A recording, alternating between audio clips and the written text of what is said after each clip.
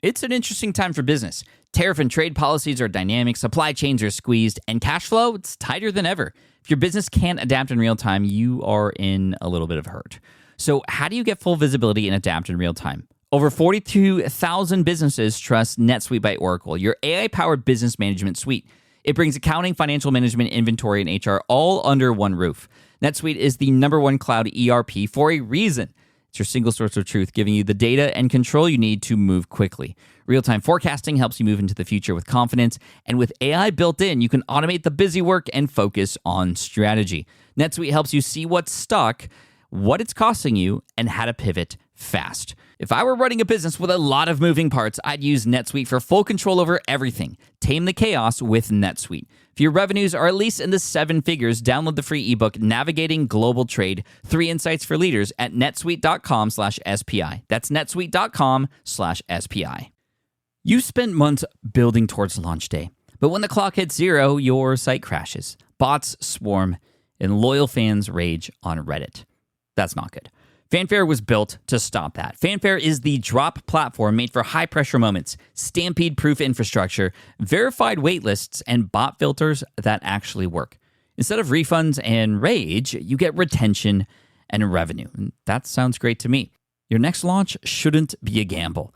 Get Fanfare's 5-step hype drop playbook and learn how to bulletproof your drop at fanfare.io/playbook. Again, that's fanfare.io/playbook. You're listening to the Smart Passive Income Podcast, a proud member of the Entrepreneur Podcast Network, a show that's all about working hard now so you can sit back and reap the benefits later. And now your host. His favorite snacks usually have a chili and lime flavor combination. Pat Flynn. I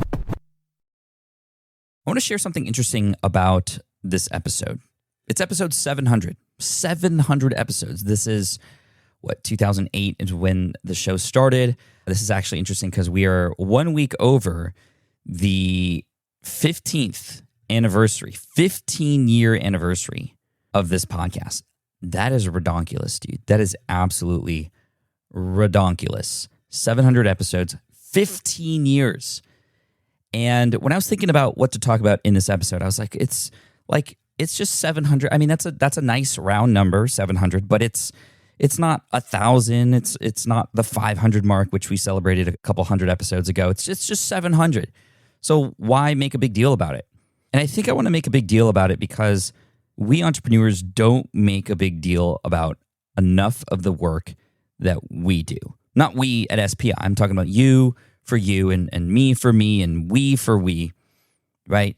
I think a lot of us, we get to the milestone or we get to a nice round number or we finish the task and we're already thinking about the next thing.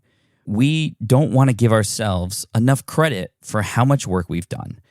And 15 years later, here we are at episode 700, and a few things come to mind. It's like, number one, wow, that is a lot of episodes. Was it worth it? Abso-freaking-lutely. Are all those episodes amazing? No, but they've gotten more amazing over time. I've honed in on a lot of skills. I would not be the communicator I am today. I would have not been able to go on stage in front of 2,000 people just last month and interview people on the spot without even thinking about what questions to ask other than the starting question with the creators and the influencers who were there at this event. The skills that I've learned by just doing the same thing 700 times without even trying have automatically gotten better. So that's number one. Number two, the other thing that comes to mind is, 700 episodes after 15 years. I mean, John Lee Dumas has 5 times as many episodes in less amount of time. He must be better than me. He must have better systems in place. He must be more disciplined than I am. He must be more successful than I am. And even though now, 15 years later, I'm questioning, why does my brain go there? It did go there. I wouldn't have said this if it didn't. But I also know how to control that thought. And these thoughts, this imposter syndrome, which is often stemmed from the comparison game that we play out there, is a very dangerous game to play. And I catch myself in that now all the time. And I just have to say, why am I thinking that way? I am not John. John is not me. We have different paths. He has his own, and I have mine.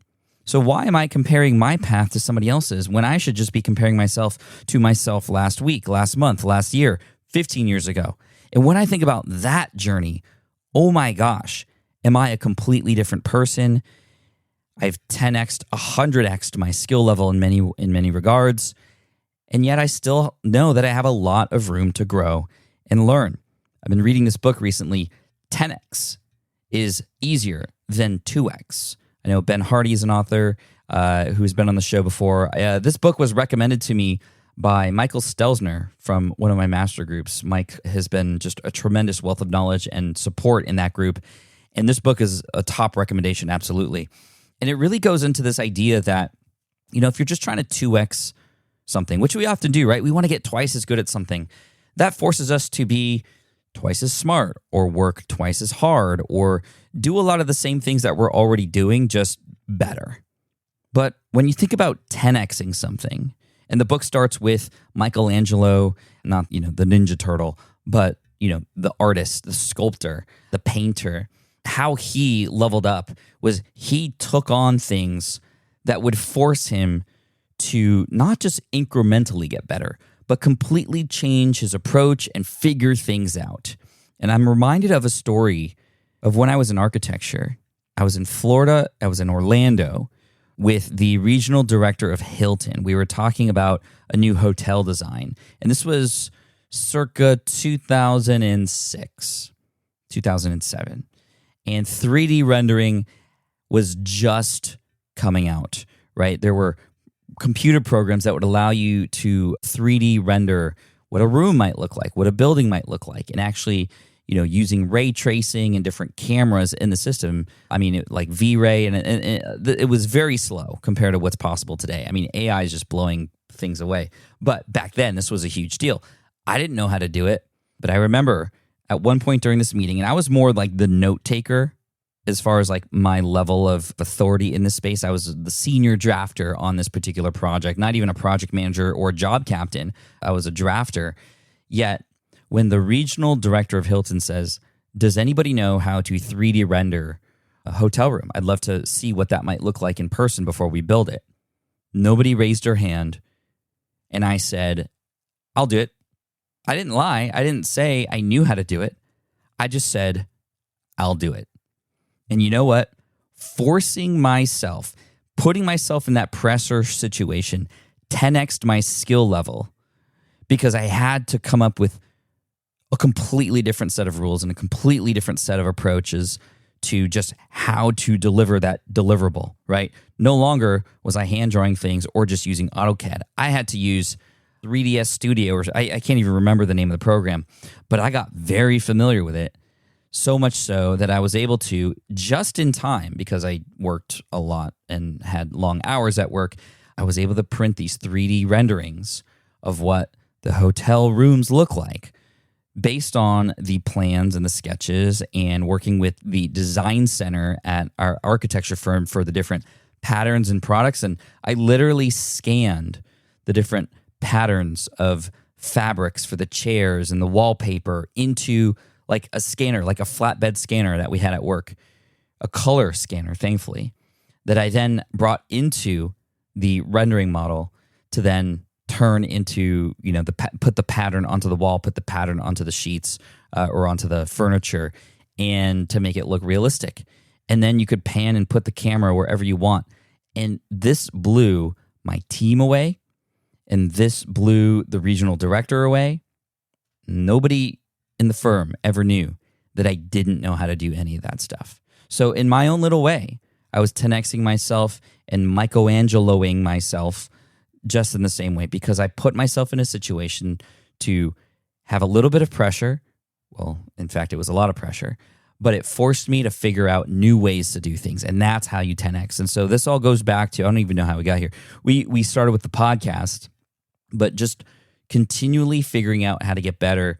And yes, over time, I incrementally got better, but I remember diving into the world of podcasting very scared. In fact, it took a year and a half for me to get over the fear.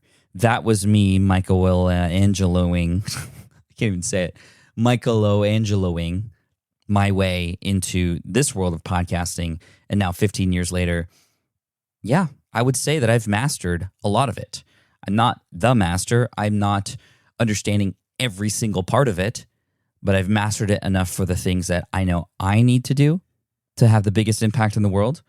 And I've been able to master it in a way where I could package that information and share it with many of you. And now, 15 years later, 5,000 students have taken my Power Up Podcasting course. 1,000 plus students have taken the 201 level course, Amped Up Podcasting, and have been able to build a life of their own based on the audience that they've created and the community that they've built off of their podcast. And I get a lot of credit. I mean, I have so many people still messaging me today who've been veteran podcasters who still credit me and SPI for helping them get their start. And it wouldn't have happened if I didn't just dive right in and get messy. And that's the biggest lesson after 700 episodes of this podcast and 15 years, 17 years of being an entrepreneur is that it's going to be a rough start. It's going to be messy. But as my good buddy, John Lee Dumas, who is a friend of mine, who recently was on the podcast, actually, he said this, and I'll never forget it. You got to be a disaster before you become the master. So I'm glad I was a disaster. It was definitely a disaster. And I only wish I started sooner. I only wish I had the guts and the support to start sooner. And that support came as a result of other people that I've surrounded myself with, which was hard as well. You might remember the story that I told in my book, Let Go, about going to an in-person mastermind meeting and almost just turning around and going the opposite direction. This was at a Panera in Mira Mesa, which is a suburb in California, or in San Diego, California, which is where I was living. And everybody was meeting up at this Panera Bread, and I saw the group. Sterling from Internet Business Mastery was there with a number of other students of his, and I drove in a little bit late and turned around because I was scared. What was I going to say? Would I even fit in? Who am I to even think I could even contribute to this group and ask for help? But I turned back around, came into this meeting, and this was life-changing because I got uncomfortable. I was messy, and I was a disaster. But it was thanks to them and thanks to my now wife for support and just the people I surrounded myself with who helped me push through those disaster, messy moments in the beginning to get to where I'm at today. And again, no, I'm not perfect, still have a lot to learn, still imperfect in many ways. However, you don't have to be perfect to be able to serve people. 700 episodes later, baby. We did it. Get messy. Be a disaster because the world needs you. I appreciate you for being here. And whether this is the first episode you've ever listened to or the 700th episode, or maybe you've re-listened to a number. Actually, I know a lot of people who've actually listened to over 1,000 episodes, just multiple episodes, multiple times. I appreciate you. Thank you. And on behalf of Team SPI, we're here for you. And I hope you'll give us a chance. If you have not subscribed already, hit that subscribe button. If you want to go a little bit deeper, be sure to check out some of the upcoming webinars. We have an email marketing training coming up soon, as well as a YouTube from scratch training coming up soon, both on my YouTube channel. And we'll have registration pages for you on our website, smartpassiveincome.com. We'd love to help you out. And check out the All Access Pass too, like several other students have, where you can get access to Power Up Podcasting, Amped Up Podcasting, and the dozen other courses and workshops that we have to help you in your journey. So thank you so much. 700. Wow. I appreciate you. Cheers, everybody. Thank you so much for listening to the Smart Passive Income podcast at smartpassiveincome.com. I'm your host, Pat Flynn. Sound editing by Duncan Brown. Our senior producer is David Grabowski, and our executive producer is Matt Gartland. The Smart Passive Income podcast is a production of SPI Media and a proud member of the Entrepreneur Podcast Network. Catch you next week. Have you dreamt about being your own boss, but still haven't made the first steps to making that dream a reality?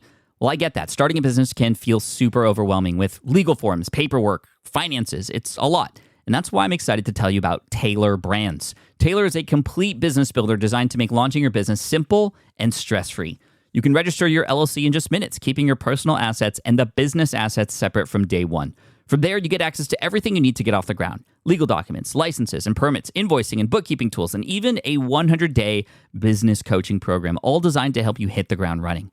You'll also get a free personalized business plan, branding tools, and so much more. And of course, listeners of this show get an exclusive 35% discount to get started. All you have to do is head to tailorbrands.com/SPI.